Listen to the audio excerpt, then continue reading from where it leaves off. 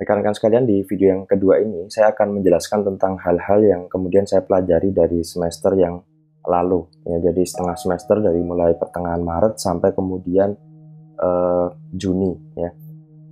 Nah, kemudian hal-hal yang kemudian saya pelajari itu ternyata membawa saya pada satu kesimpulan besar ya, bahwa sebenarnya kuliah daring itu ternyata cukup berbeda ya dengan kuliah tatap muka, baik dari sisi karakteristik ya, metode penyampaiannya maupun dari kemudian apa yang kemudian harus kita sampaikan di sana ya.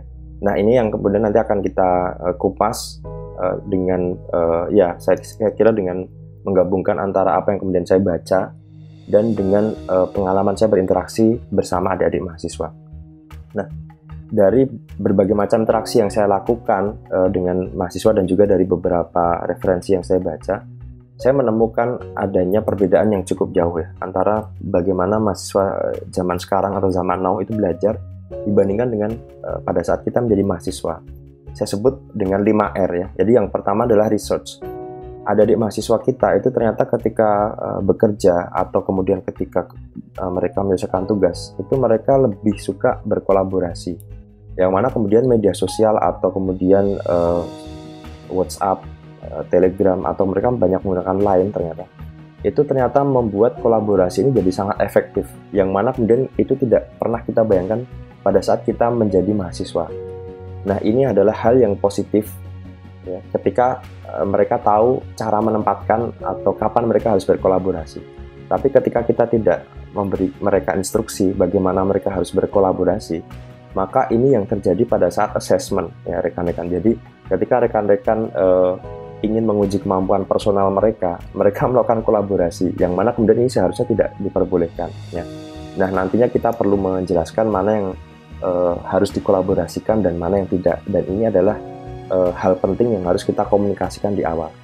Nah, kemudian yang kedua, mahasiswa sekarang itu lebih suka mengakses referensi yang relevan dan cepat sekali mereka akses tanpa harus login, tanpa harus subscribe, membayar ya.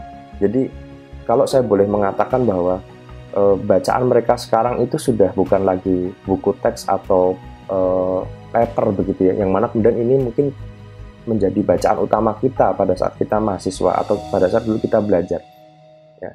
Bayangkan kita mungkin dulu lebih suka melihat referensi langsung ya kan, kita datang ke perpustakaan atau kita bahkan memfotokopi ya kan buku yang kemudian dibaca oleh dosen kita. Tapi kalau mahasiswa zaman sekarang sudah tidak seperti itu ya. Jadi mereka lebih suka mengakses informasi yang bisa mereka buka dengan cepat ya. Kalau di engineering di bidang saya itu informasi itu sangat-sangat berlimpah ya, mulai dari Wikipedia, Medium, Coursera, Stack Overflow, Khan Academy. Sehingga kemudian kita menjadi bukan satu-satunya lagi sumber informasi ya. Jadi dosen itu bukan satu-satunya orang yang berhak menyampaikan informasi dan mendominasi informasi itu ya. Di zaman sekarang kita lebih banyak berperan sebagai kurator ya, orang yang kemudian memilih ya atau memberikan informasi ke mahasiswa, ini adalah bahan yang bisa kamu pelajari ya, valid bahannya, dan ini adalah bahan yang tidak valid begitu. Jadi kita bertugas memilih informasi untuk mereka. Nah, kemudian yang ketiga adalah mahasiswa zaman sekarang itu sangat rasional ya.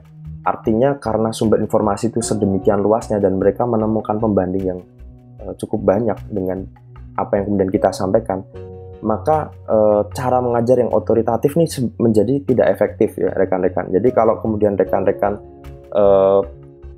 menganggap bahwa kebenaran mutlak itu hanya ada pada dosen, itu siap-siap mahasiswa tidak akan respect ya. Dan kita juga harus siap informasi yang kemudian kita sampaikan itu di benchmark atau dibandingkan dengan informasi-informasi yang mereka dapatkan di luar ya. Di sini kemudian solusinya adalah kita memberikan guidance kepada mereka, bagaimana mereka harus belajar, bagaimana mereka harus memilih source atau sumber informasi.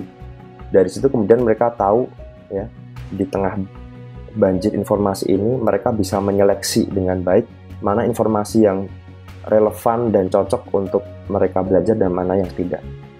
Nah, kemudian hal lain yang saya temukan adalah banyak mahasiswa itu yang cenderung lebih suka belajar dengan cara yang rileks ya, tidak kaku. Apalagi kemudian di era pandemi ini ya, kita menemukan bahwa ada mahasiswa yang dia online dari jam 7 sampai jam 4 misalkan. Sehingga cara-cara belajar yang sangat kaku, misalkan harus setiap saat terlihat videonya ya, atau kemudian harus ya, kita membayangkan seolah-olah di kelas harus anteng, harus sudah bukan zamannya lagi begitu. Jadi ini yang kemudian perlu kita siasati ya, ketika kita memindahkan metode pembelajaran dari offline ke online, maka style atau gaya belajar ini masih tetap dipegang oleh anak-anak zaman sekarang begitu. Nah, hal lain yang kemudian saya temukan adalah kedekatan dosen dengan mahasiswa, dalam artian bagaimana kemudian dosen itu bisa menjadi peer ya dari mahasiswa, itu sangat penting ya. Jadi di sini mahasiswa sekarang itu lebih open ya, lebih terbuka terhadap pertemanan ya. Artinya begini, ketika rekan-rekan bisa membuat mereka percaya ya, trust-nya besar, atau rekan-rekan bisa memberikan inspirasi ke adik-adik mahasiswa saat ini, maka kemudian jalinan emosi atau pertemanan itu menjadi lebih kuat dan gap itu menjadi semakin tipis, yang mana kemudian dari sana mereka percaya kepada kita karena mereka menganggap kita peer ya, atau partner yang kemudian bisa diajak diskusi. Jadi bukan karena mereka menjadi bawahan kita begitu ya. Ini sesuatu yang kemudian agak sedikit susah untuk diterima, terutama oleh rekan-rekan yang mungkin sedikit lebih senior ya.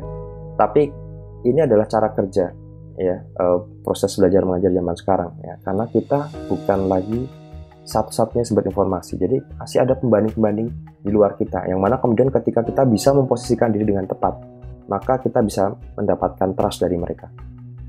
Nah, saya akan mengupas pengalaman semester kemarin tentang bagaimana kemudian kita bisa memilih akses terhadap tools atau software atau perangkat kuliah daring dengan berbagai macam bentuk KBM yang kita lakukan ya di UGM. Yang pertama adalah kita bisa melihat dari sisi ketersegaraan dan kecepatan internetnya. Yang sisi pertama yang hijau adalah ketika tingkat ketersegaraan tinggi dan akses kecepatan internetnya tinggi. Nah, ini tentunya akan sangat ideal ya, sehingga rekan-rekan bisa melakukan interaksi dengan berbagai macam software atau media yang tersedia ya, bisa melakukan tatap maya, atau bahkan Anda bisa melakukan streaming langsung dengan media sosial, yang mana kemudian ini sangat-sangat populer rekan-rekan. Banyak mahasiswa yang sekarang mengakses Instagram ya, jadi Facebook sudah bukan pilihan utama saya kira. Mereka mengakses YouTube dan Instagram. Nah, dari sinilah kemudian kita bisa manfaatkan dua kanal tadi itu sebagai salah satu cara untuk menjangkau ya audiens kita. Kegiatan KBM-nya bisa macam-macam ya, rekan-rekan bisa melakukan ujian langsung, atau bahkan bimbingan, atau bahkan melakukan tutorial ya. Ini sisi yang pertama atau kuadran yang pertama yang berwarna hijau. Kemudian kuadran yang kedua ini terjadi ketika ketersegaraannya rendah. Jadi rekan-rekan tidak membutuhkan adanya interaksi langsung, tapi rekan-rekan memiliki akses internet tinggi dan juga mahasiswa bisa mengakses bahan-bahannya atau bisa mengakses materinya dengan internet kecepatan tinggi. Nah, di sini rekan-rekan bisa memanfaatkan metode asinkron ya. Jadi rekan-rekan bisa mengupload video atau audio, melakukan diskusi, yang mana kemudian rekaman ini bisa diunduh oleh mahasiswa kapanpun mereka mau, atau kemudian dengan melihat kuota internet yang mereka miliki ya. Kemudian kuadran yang ketiga adalah kuadran tingkat ketersegaraan tinggi tapi kecepatan rendah. Nah, ini yang banyak terjadi di mahasiswa-mahasiswa yang kemudian mereka pulang ke daerah masing-masing, yang mana mereka harus berinteraksi dengan dosen atau dengan peer-nya, dengan temannya, tapi mereka memiliki kendala akses internet. Nah, di sini saya menyarankan tidak berinteraksi dengan video dan audio secara langsung, tapi menggunakan berbagai macam tools yang memungkinkan kolaborasi dilakukan dengan cara bertukar teks atau gambar, misalkan dengan menggunakan chatbox ya di e-learning, atau dengan menggunakan tools semacam WhatsApp, Telegram, dan seterusnya begitu. Nah, yang terakhir adalah tingkat ketersegaraan rendah dan internet rendah. Ini tentunya kendala juga ya untuk rekan-rekan yang kemudian berada di area yang tidak terjangkau oleh koneksi internet yang cukup cepat. Yang mana kemudian dengan kuadran yang terakhir ini rekan-rekan mirip-mirip dengan yang sebelumnya ya. Jadi rekan-rekan bisa menggunakan e-learning ya, dan juga menggunakan email. Ini cara yang paling minimum untuk melakukan pembelajaran secara daring.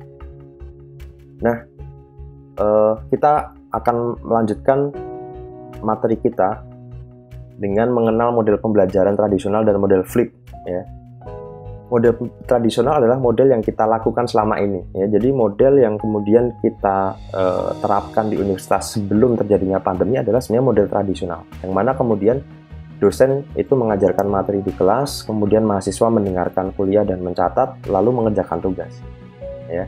That's it. Jadi ini adalah traditional learning. Nah, ketika pandemi itu kemudian datang dan memaksa kemudian pembelajaran itu dilakukan secara online, maka model tradisional ini menjadi kurang efektif. Terutama ketika kemudian kita memaksakan bahwa seluruh pembelajaran itu harus dilakukan dengan video conference. Selain melelahkan bagi mahasiswa, bayangkan mereka harus online dari jam 7 atau jam 8 pagi sampai sore. Itu kalau setiap hari betul-betul akan membuat mereka stres ya. Saya pernah melakukannya, menjadi seorang peserta rapat dari jam 8 pagi sampai jam 4 sore. Malamnya saya mual begitu ya. Ternyata setelah saya baca-baca referensi, saya kemungkinan besar terkena visual fatigue ya. Jadi kelelahan karena saya setiap harinya ya, waktu itu ya, saya memandang ke layar komputer ya. Nah, ini tentunya harus dihindari ya dengan cara-cara yang kemudian kita kenal dengan flip learning ya. Flip learning ini mahasiswa lebih banyak belajar mandiri di rumah dengan melihat rekaman atau hands-out yang kemudian kita sampaikan melalui e-learning, yang mana kemudian rekaman dan hands-out ini harus dipelajari sebelum nantinya mahasiswa berdiskusi di kelas online ya. Jadi mereka menonton apa yang kemudian kita siapkan ya. Kita lebih, tentunya ini tantangan untuk dosen karena kita lebih banyak harus menyiapkan materinya sebelum kita sampaikan. Namun pada saat kemudian kita berinteraksi dengan mereka, kita lebih banyak menggali hal-hal yang sudah mereka pelajari dan mungkin memberikan studi kasus yang lebih tinggi tingkatnya untuk menguji pemahaman mereka. Nah, inilah yang kemudian sebenarnya lebih ideal diterapkan di masa pembelajaran online ya, daring saat ini. Karena dengan adanya flip learning ini, mahasiswa tidak harus online dalam durasi yang cukup lama. Mungkin dengan durasi 20-30 menit, meskipun kemudian kita bisa memperbanyak frekuensinya ya, itu kita sudah membuka kanal diskusi untuk mahasiswa begitu. Nah, rekan-rekan sekalian, ini adalah langkah pertama yang kemudian kemarin saya alami dan saya temukan semasa perpindahan ya antara pembelajaran offline atau luring, kemudian pertengahan Maret kita di UGM itu berpindah ke pembelajaran daring. Kita akan bersambung ke video selanjutnya, nanti saya akan jelaskan bagaimana pengalaman kami di UGM dalam menyiapkan kuliah daring, kemudian bagaimana memulainya dan bagaimana meningkatkan interaktivitas. Terima kasih, sampai jumpa di video berikutnya.